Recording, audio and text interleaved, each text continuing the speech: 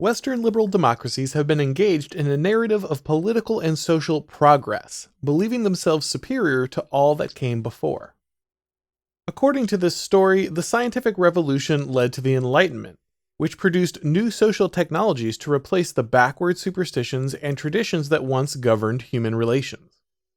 Armed with a more scientific and rational understanding of human affairs, these new political technologies would free those who had once been subjects of the state.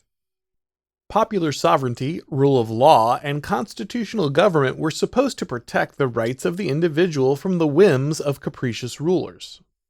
This ambitious project has now proven a failure, as democracies across the West seem to be, in unison, creating an aristocracy of favored groups.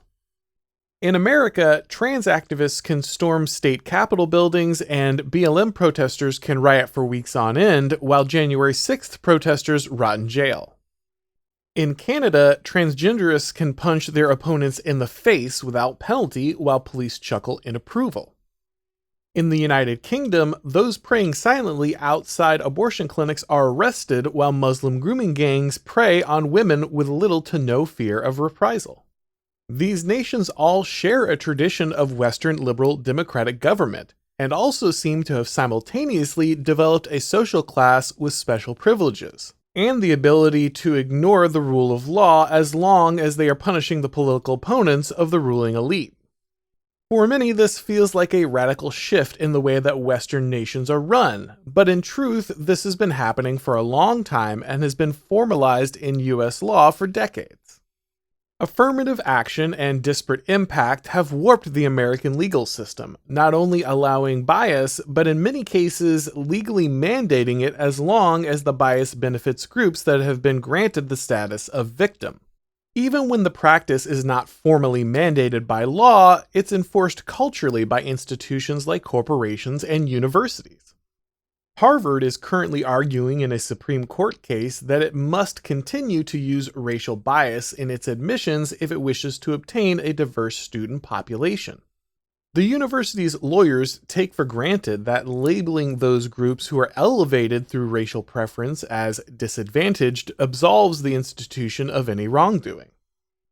What many in the West never grasped was that the leftist concept of social progress was always destined to dismantle classically liberal constitutional government. The left is a coalition of groups who benefit from the destruction of natural hierarchies. The organic limitations inherent in family, church, community, and even biological sex are unacceptable barriers to the leftist conception of progress. While legal equality was originally the stated goal, when it failed to reliably produce equal outcomes, there was no way the left was simply going to shrug, assume this was the natural order of things, and go home. Many conservatives attempt to hold the left accountable for the linguistic transition from equality to equity, but this is a mistake, because for progressives these terms were always one and the same. In order to progress beyond the natural social hierarchies, one must engineer society itself. If legal equality is achieved, but inequality of outcome persists, then the only remaining option is to privilege some and suppress others in hopes of deriving the desired result. Legal equality must be dismantled because it failed to generate the unstated expectation, equality of outcome. This episode is brought to you by the Intercollegiate Studies Institute. The Intercollegiate Studies Institute is a conservative nonprofit dedicated to educating the next great American. ISI understands that conservative and right-of-center students feel isolated on college campuses and compelled to defend their reputation and dignity while seeking to carve out a brighter future. ISI has a variety of different content, events, internships, and fellowships geared towards helping students and opening up career opportunities. ISI offers graduate students and entry-level journalists the opportunity to receive fellowships and secure internships. Nate Hochman, who's been a guest on this show multiple times, got his start on National Review through ISI, and he's just one of many journalists and academics who were able to start their careers with the help of ISI. This spring, ISI is going to be hosting a debate between Michael Knowles and Deidre McCloskey on the subject of transgenderism that will be live-streamed on YouTube. And in the fall, everyone's favorite Fox News host, Tucker Carlson, will be giving the keynote address at ISI's annual gala. On all issues, both economic and cultural, ISI wants their students to know that they're not shying away from the problems facing our country, because in letting the left win is a pathetic way to watch civilization die. To learn more, check out isi.org. That's isi.org. You can follow the link down below in the description of this video. At first, people didn't object to special privileges being granted to those who were characterized as disadvantaged. Most Americans are generous and kind people who would genuinely like to see others succeed and are happy to help those who have ended up on the bottom of the social pyramid. This is especially true when it comes to the civil rights movement, which many Americans saw as a noble correction of a deep wrong that had previously existed in their society. The population at large was willing to grant a form of emergency power to the movement, often ignoring the violation of legislative procedure and prior understanding of constitutional rights in order to fix a historical wrong. Activists took notice, and it quickly became standard practice for groups who had no claim to the specific historical legacy of the civil rights movement to join themselves to its narrative.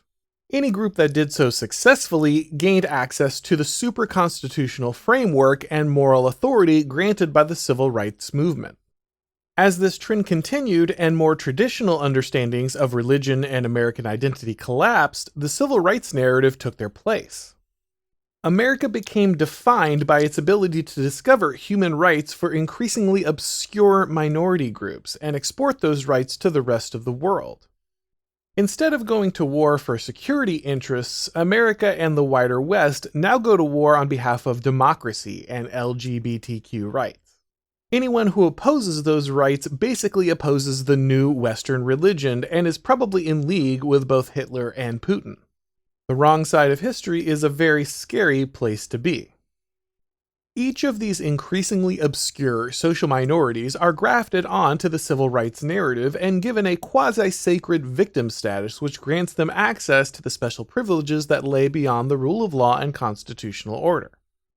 Eventually, society reaches a tipping point where the incentives for being an oppressed minority are greater than being someone who is naturally elevated due to the legal equality granted under rule of law and the constitutional order. Couple that fact with the almost deistic elevation through victimhood, and the drive to achieve this new aristocratic status becomes overwhelming. I mean, who wouldn't want to be on the right side of history while also getting to punch people they hate in the face? This has brought us to a very strange place where Western regimes must continually parrot the rhetoric of freedom and constitutional rights, while exercising an ever-increasing level of totalitarian state control to impose their artificial and inverted social hierarchy. Joe Biden and Justin Trudeau lecture countries like Iran or Russia about human rights violations while arresting their own political opponents, stealing bank accounts from protesters, and jailing meme makers.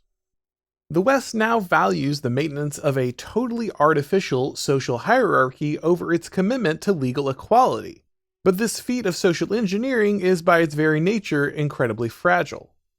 The weight of the inverted social pyramid makes it increasingly unstable, and the social engineers who erected it must search relentlessly for any remaining barriers to power which they can dismantle.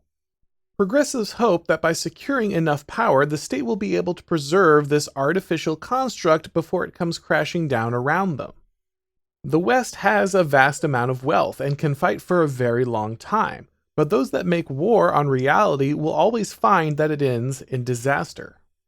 Maintaining an aristocracy of victimhood will inevitably cost more social capital than any civilization can produce. Let us all hope that progressive hubris is brought to heel before that final bill comes due.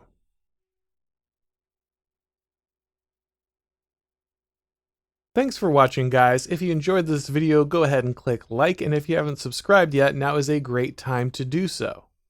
If you'd like to receive these broadcasts as podcasts, make sure you go to your favorite podcast platform and subscribe to the Auron MacIntyre Show. When you do, leaving a rating or review is very much appreciated. If you'd like to watch this on Rumble or Odyssey, if you'd like to follow me on Twitter or Gab, if you'd like to check out my Substack, the links for all that are down below in the description. And of course, you can read all of my columns over at The Blaze, and you can check out all of these broadcasts on Blaze TV. Thanks for watching, guys. I'll talk to you next time.